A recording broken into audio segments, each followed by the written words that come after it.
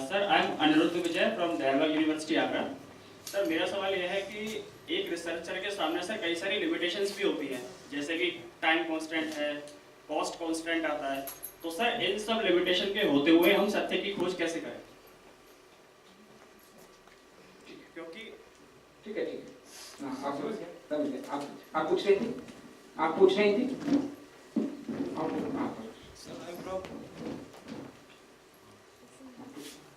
I am from Aligarh Muslim University. Sir, my question is related to the title of the lecture, sir, which is philosophy of social science. Sir, my question is that what is the current status of philosophy in social science? Sir, as we know that under the impact of behavioral revolution and political science, sir, it was declared that philosophy has lost its relevance in social science.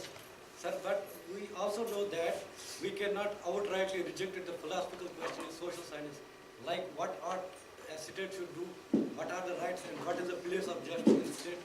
Sir, in this regard, I want to know what is the current state or position or relevance of philosophy in social science. और कोई? Myself, Alka, I am from Chandigarh, Punjab University. Sir, I would like to know, as you said, in research we should try to generate new things, like to know what is new. But there is a difference between the discovery and the research. Research, as we see, already is on the already discovered things. So, what is the association between the discovery and the research? How, in which situations we can say that we should apply discovery, or in which situations we should use research word? I don't know. I'm Taranu from Jamia Millia.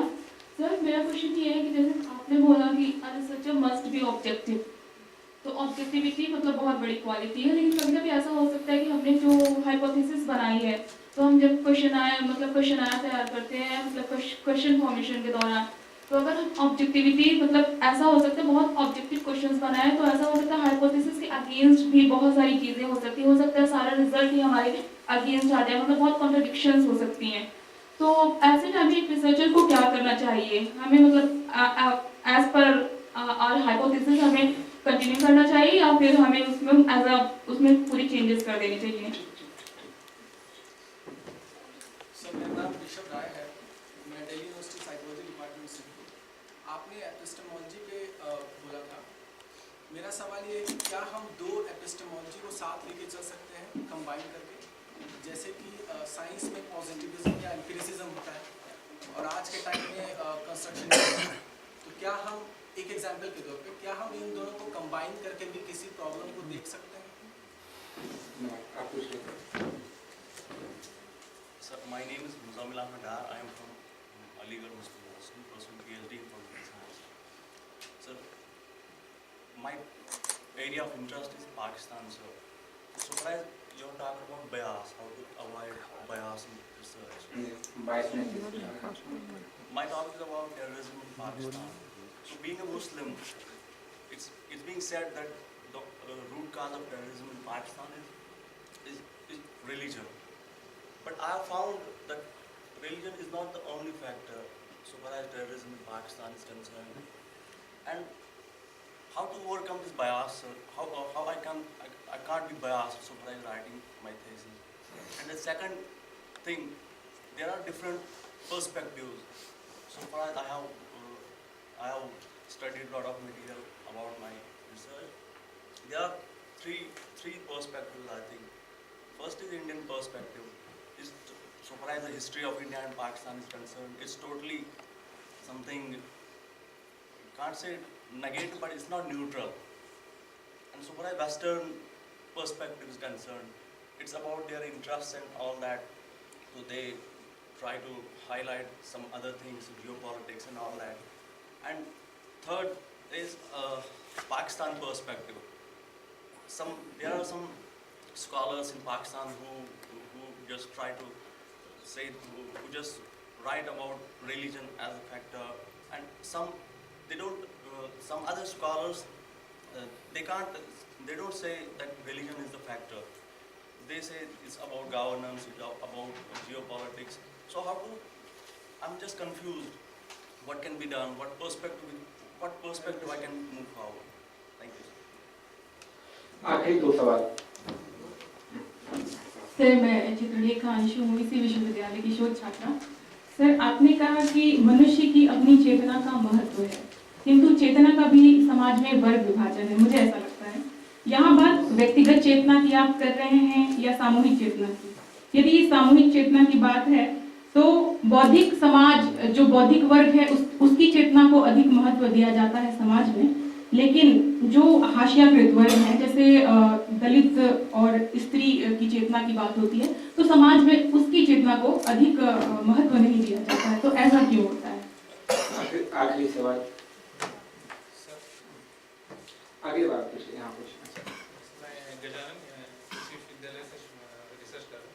मेरा सवाल ये है कि आज के समय में हम देखते हैं कि पोस्ट मॉडर्न समय में कि चीज़ें इतनी जल्दी परिवर्तित होती जा रही है कि एक रिसर्चर जब रिसर्च कर रहा होता है तो कंडीशन ऐसी बनती है कि वो जो निष्कर्ष निकाल रहा होता है फटाक से चेंज हो जाता है अचानक से। तो ऐसे में वो एकदम नर्वसनेस आ जाता है रिसर्च के समय में, और ऐसा भी लगता है कि कभी कभी 1 साल में आप जो निष्कर्ष पाना चाहते थे वो मिल गए हैं, और उसके बाद या कहीं पर खोजबीन शुरू होती है तो अचानक लगता है कि ये तो रिसर्च हो भी चुका है। तो ऐसे में ये होता है कि आप उस अवस्था तक नहीं पहुंच पाते हैं जहाँ पर आपका रिसर्च जाना चाहिए था। तो ऐसे में अचानक वो नर्वसनेस आता है, और फिर अंततः यही होता है कि आप ऐसे तैसे करके रिसर्च कंप्लीट कर देते हैं। तो ऐसे में एक रिसर्चर में बायसनेस तो आता ही है। तो इस बायसनेस को घटाने के लिए या उस नर्वसनेस से बाहर आने के लिए कुछ बताइए सर। बहुत बहुत धन्यवाद। Sir, one question I would like to ask. पहले इसका जवाब दे देंगे, समय लगेगा। अपन बाद में बात कर सकते हैं, ऐसी चिंता भी नहीं है। इसके साथ रहूँगा, इससे मेंबर हैं।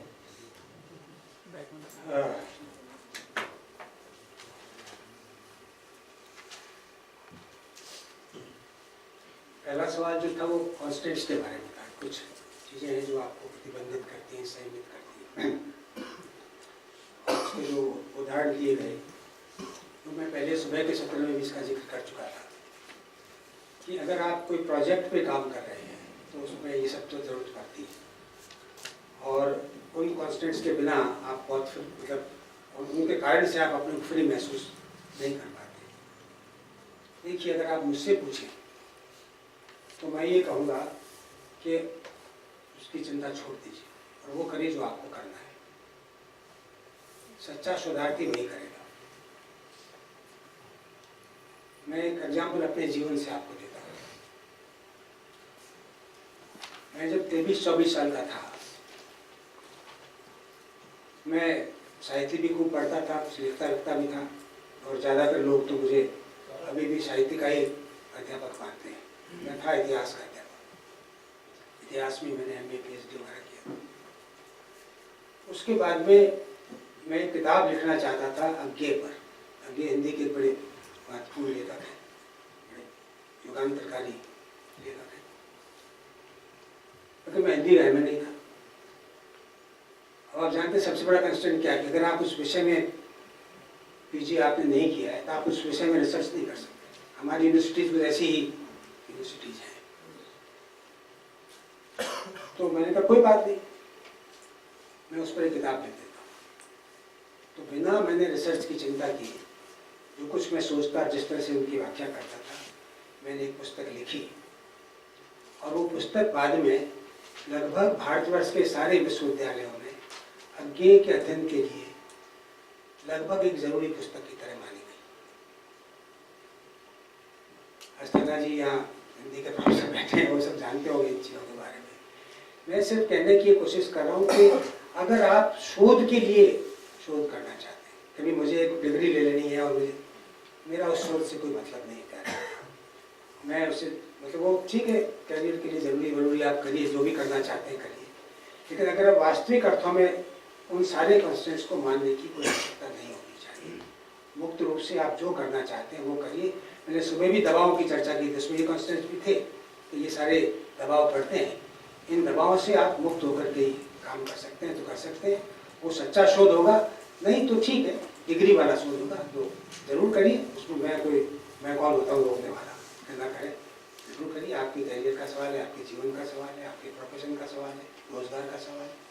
लेकिन उसका अगर वो उन सारे दबावों को देखते हुए की जाती है तो मैं समझता हूँ उसका सत्य के शोध से कोई संबंध नहीं है, मेरी राय। दूसरा सवाल था current status of philosophy in social sciences. Social sciences को का कोई स्टेटस अपना है नहीं है। आप सब लोग सोशल साइंस में रिसर्च कर रहे हैं, उनका अपना कोई स्टेटस है कि नहीं है? अगर उनका अपना कोई स्टेटस है तो उन प्रक्रियाओं का प्रयोजन क्या है, यही दर्शन है।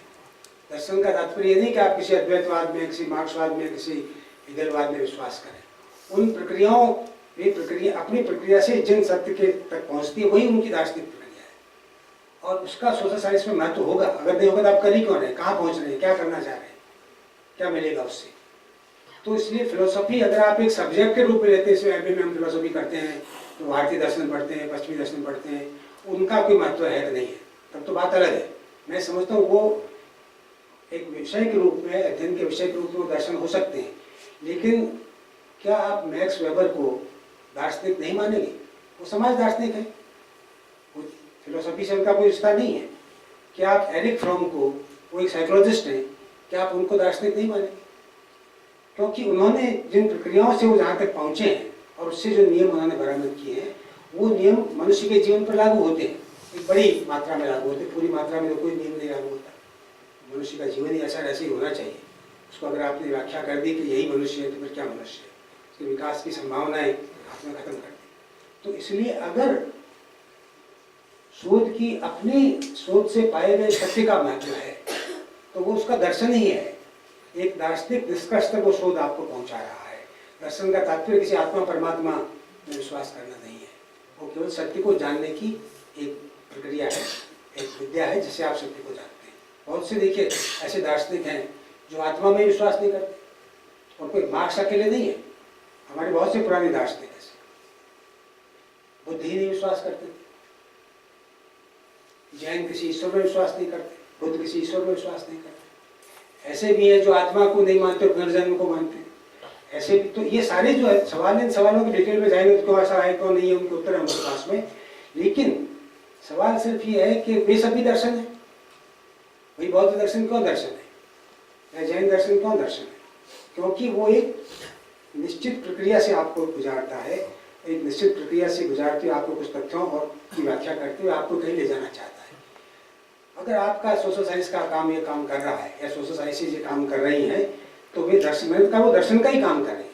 लेकिन अगर वो ये नहीं कर रही है तो डिग्री का काम कर रही है। तो डिग्री का अनिवार्य दर्शन से संबंध होना जरूरी नहीं, पर दर्शन का सोशल साइंसेज में ही नहीं, आज की दुनिया में भी बड़ा महत्व है। क्योंकि आज की दुनिया में जो भी विचार प्रकट होता है, चाहे वो किसी भी कारण से होता हो, उस विचार की व्याख्या, उस विचार की का प्रोपेगेशन, उस विचार के लिए तर्क जुटा करके लोगों को उस पर सहमत करना, क्योंकि आखिर आप एक लोकतंत्र के युग में, तो सब दर्शन का ही काम, उसके बिना वो संभव नहीं हो सकता। एक बड़ा बेसिक सा सवाल है कि डिस्कवरी और रिसर्च। देखिए, डिस्कवरी और इन्वेंशन में फर्क है। आप अगर इन्वेंशन और रिसर्च कहती है तो मैं समझता कि उन दोनों में अनिवार्य संबंध कई बार नहीं होता। लेकिन डिस्कवरी तो है रिसर्च, वो डिस्कवर करना है। रिसर्च में दोबारा खोजना है। रिसर्च आप किसी जो चीज़ है उसको आप दोबारा खोज रहे हैं। तो डिस्कवरी रिसर्च में कोई भेद नहीं है। वो केवल हमने विज्ञान में डिस्कवरी शब्द का इस्तेमाल कर लिया। देखिए, विज्ञान में क्या होता है, जब आप किसी नियम की तलाश करते हैं तो डिस्कवरी है, लेकिन जब आप एक नई चीज़ बनाते हैं तो इन्वेंशन है। ये फर्क है। हम हिंदी में दोनों के लिए आविष्कार शब्द का इस्तेमाल कर लेते हैं, लेकिन जब आप एक नई चीज़ बनाते इन्वेंट करते हैं तो वो एक क्रिएटिविटी है उसके अंदर। तो और एक नियम जो पहले से आप जानते नहीं थे लेकिन नियम था, उसको आपने कवर हटा दिया, उसके ऊपर से जो आवरण उस पर था उसको आपने हटा दिया तो डिस्कवर हो गया। तो ये दोनों तो डिस्कवरी रिसर्च में फर्क नहीं, हाँ इन्वेंशन में उसमें फर्क है। और वो इसलिए फर्क है क्योंकि जो आप फिर रिसर्च करेंगे वो आगे के इन्वेंशन का आधार बन सकता है। तो लेकिन इन दोनों में कोई फर्क नहीं, मतलब मोटे तौर पर। एक सवाल ये किया गया जो बड़ा नैतिक सवाल है रिसर्च के सिलसिले का, वो ये है कि ऑब्जेक्टिविटी अगेंस्ट हाइपोथेसिस, है ना, यही मतलब है आपका कि जो आपने हाइपोथेसिस बनाया लेकिन आपने ऑब्जेक्टिवली अगर क्वेश्चनर बनाया और रिसर्च किया तो हाइपोथेसिस खारिज हो गई, तो क्या करें? तो आप रिसर्च करना चाहती हैं, डिग्री लेना चाहती हैं?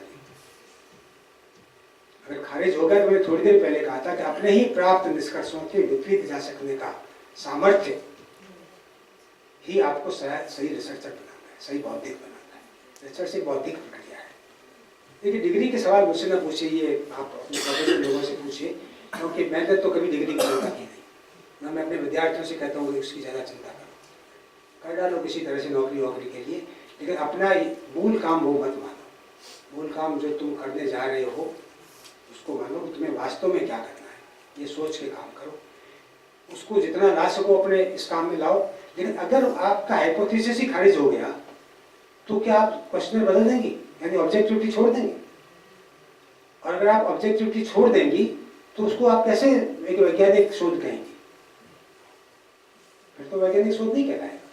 क्योंकि बुनियादी अगर ये नैतिक सवाल है, आपको जवाब खुद ढूंढना होगा इसका, अपने अंदर के नैतिक व्यक्ति से इसका जवाब तलाश करना होगा कि रिसर्चर की कोई नैतिकता है या नहीं है, या केवल उसका काम डिग्री लेना है।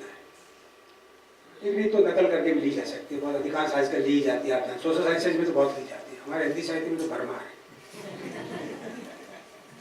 एक और सवाल जो किया गया वो था कि क्या डिफरेंट किस्म की एपिस्टेमोलॉजीज को हम कंबाइन कर सकते हैं? क्या ऐसा हो सकता है कि डिफरेंट किस्म की जो एपिस्टेमोलॉजी ज्ञान मीमांसाएं हैं, देखिए जितनी भी ज्ञान मीमांसाएं हैं वे डिफरेंट हो सकती है, अनिवार्यतः अपोजिट नहीं होती, कुछ भिन्न हो सकती है। तो भिन्नताओं में आप एक सामंजस्य तलाश कर सकते हैं। बिल्कुल अपोजिट है तो करना मुश्किल होता है।